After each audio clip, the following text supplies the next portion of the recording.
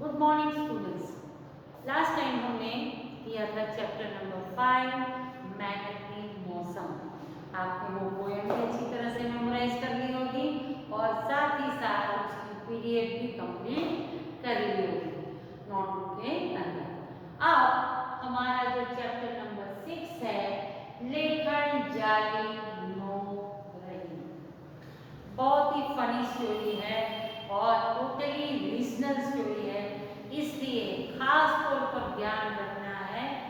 और जब आप ये वीडियो देखेंगे तो उसमें साथ में आप अपनी पेंसिल जरूर रखना, क्योंकि इसके अंदर कितने सारे ऐसे वर्ड्स हैं जो रीजनल लैंग्वेज में हैं। अगर ऐसे ही पढ़ते जाओगे तो शायद आपको समझ में भी नहीं आएगा कि इसका मतलब या मीनिंग क्या है। इसलिए खास तौर पर ये चैप्टर के लिए तो पेंसिल जरूर हाथ में रखना और जो जो वर्ड्स मैं बता रही हूँ उसको अंडरलाइन करके उसको लिख लेना। राइट, सो या लेखन जाली नो रही। व्हाट इज मीन बाय लेखन?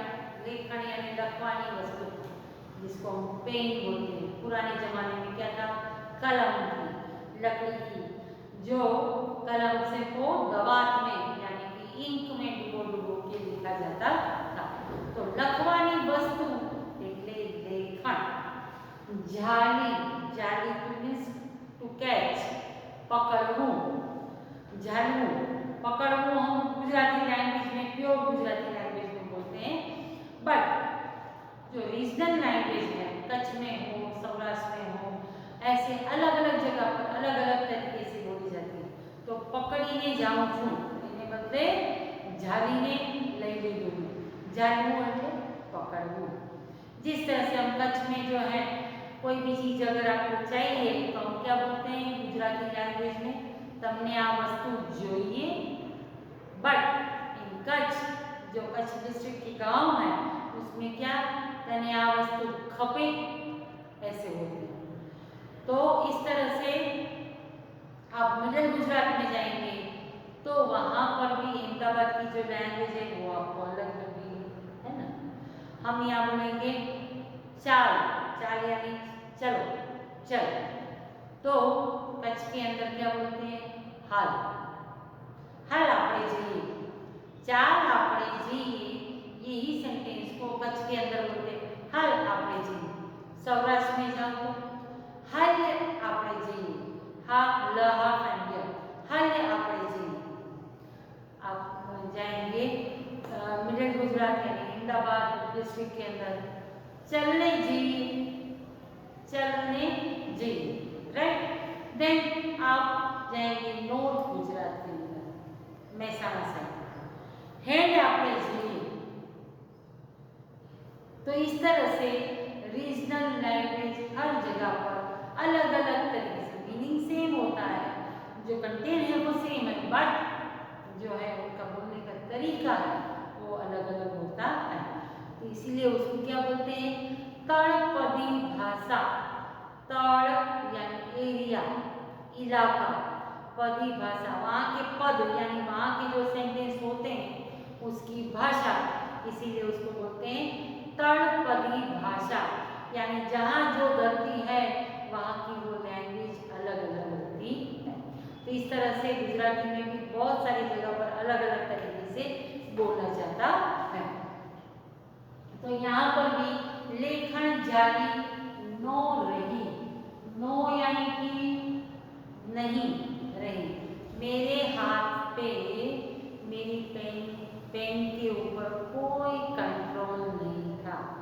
यहाँ पर ये चैप्टर का नाम है लेखन जाली नो रही, मारा हाथ में मारी पेन रही नहीं।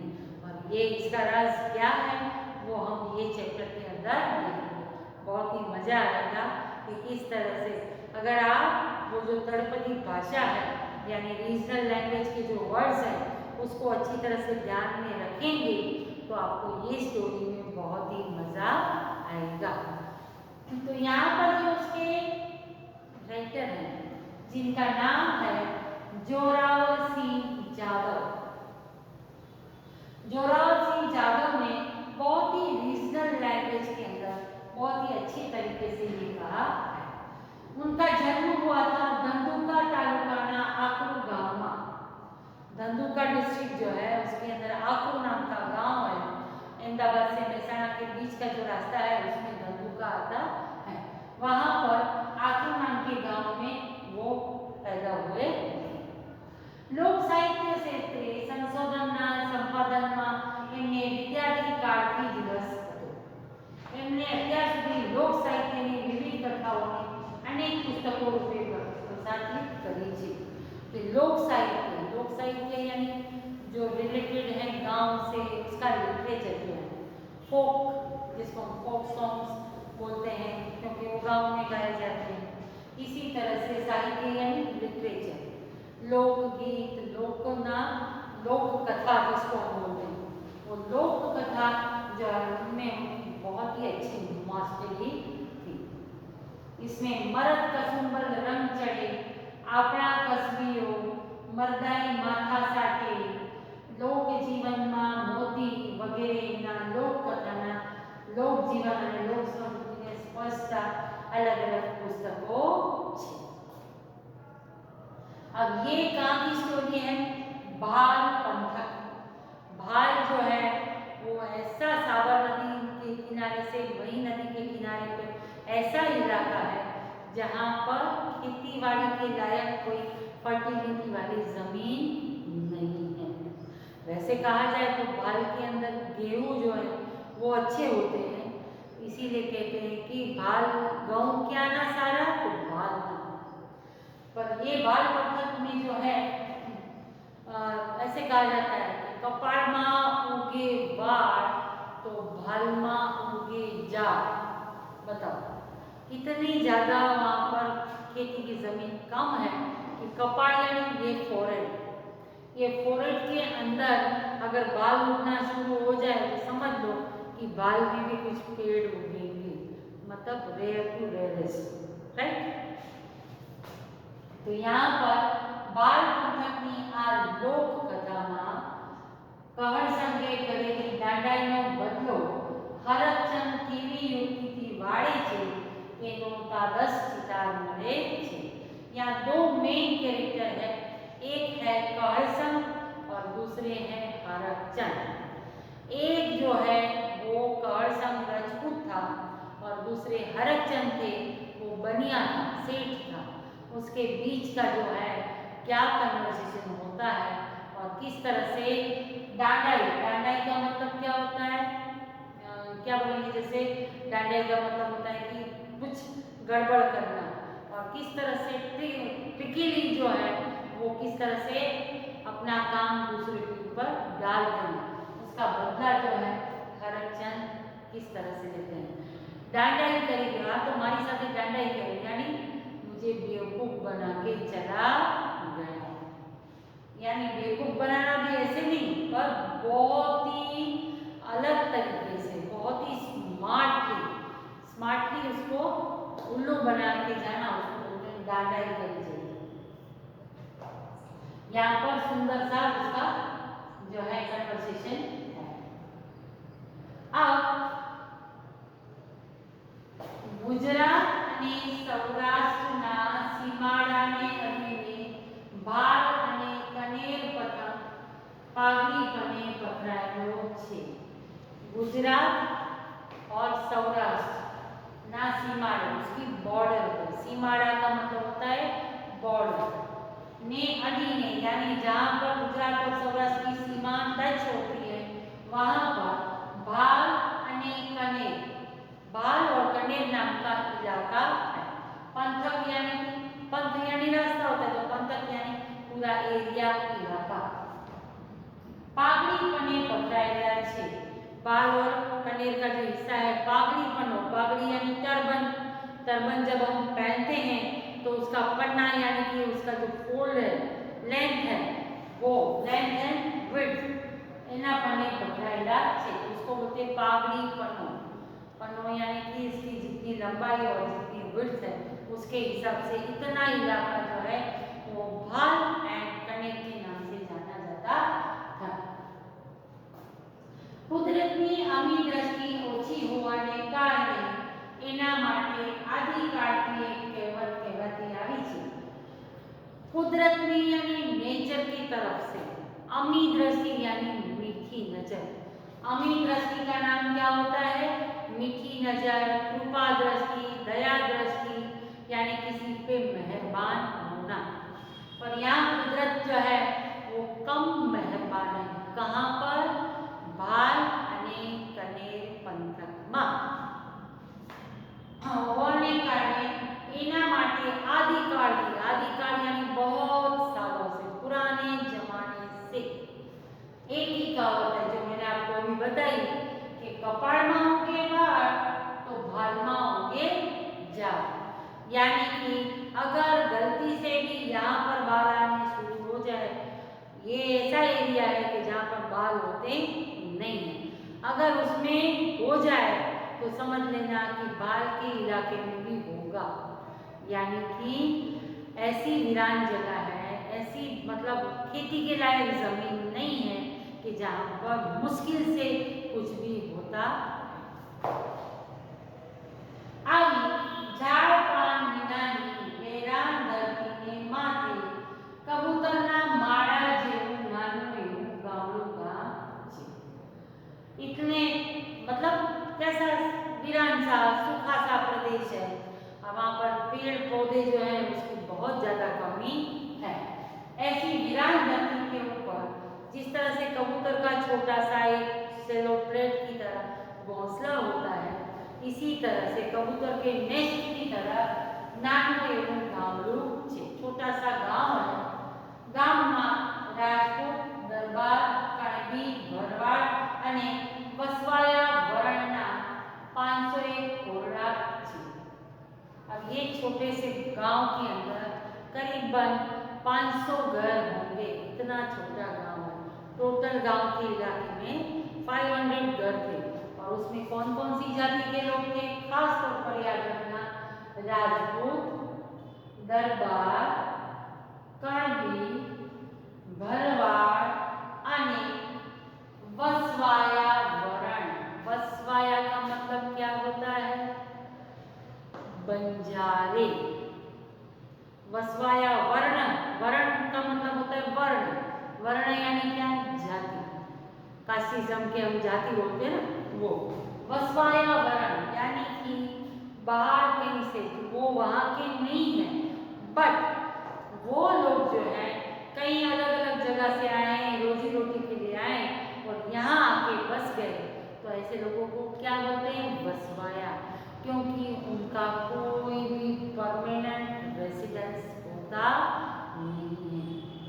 वो जहाँ उनको रोजी रोटी जो मिलती है, गाय भैंस वाले जो मालधारी लोग हैं वो भी ऐसे ही होते हैं, शेफर्ड्स, कि जहाँ घास चारा मिलता है वहाँ पर वो चले जाते हैं, तो उनका कोई परमानेंट रेसिडेंस नहीं होता है।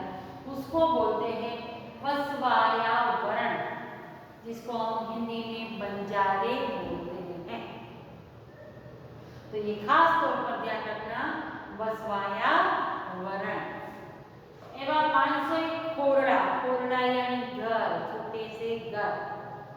2 कोरड़ा वाणिया અને ब्राह्मणना पण छे, उसमें 2 जो है घर, कोरड़ा यानी कि घर जो है वो किसके हैं? वाणी અને ब्राह्मण।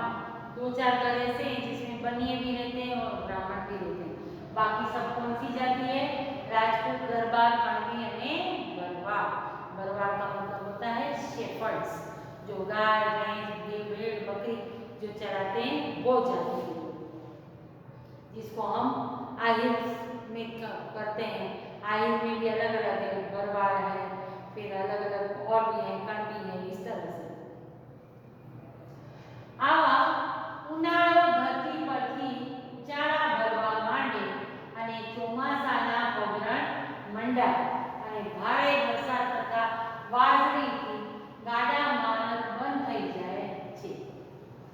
આ उनाळो धरती परथी जाए यानी कि हर सीजन 4 मंथ्स के लिए कैप। अभी ऐसा नहीं है, कभी भी कोई भी माहौल बदल रहा है, बट एक्चुअल में શિયાળો પહેલા 4 મહિના, પછી ઉનાળો અને ઉનાળાના આકરા તાપથી પછી આવે વરસાદ, इसलिए 4 मंथ उसके हो जाते हैं। तो यहाँ पर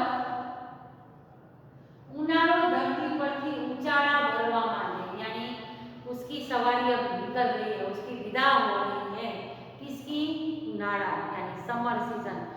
धीरे धीरे करके ઊંચાડા ભરવા માટે यानी जाने लगता है तब ચોમાસાના પગરણ મંડાય। आगे भी आपको पगरण मांडवा यानी शुरुआत करनी, राइट? याद है आपको वो चैप्टर के अंदर? तो ચોમાસાના પગરણ મંડાય અને ભારે વરસાદ और फिर अभी तो बारिश बहुत तेज आती थी तो भारे वरसाद तथा वाजड़ी, वाजड़ी यानी वावाजोड़ू, तूफान, पवन, खूब पवन हुए थे। यहाँ पर वाजड़ी जो है उसको खास तौर पर ध्यान रखना कि वावाजोड़ू, तूफान, भारे पवन कुछ भी बोल सकते हैं। ત્યારે ગાડા માર્ગ બંધ થઈ જાય। आज की तरह नेशनल हाईवे, स्टेट हाईवे पहले तो थे नहीं, कच्चे ही रास्ते होते थे। इसलिए जैसे ही बारिश आती थी कि उस समय ट्रांसपोर्टेशन में भी क्या था, बैलगाड़ियाँ, ऊंट गाड़ी, घोड़ा गाड़ी इस तरह से होती थी।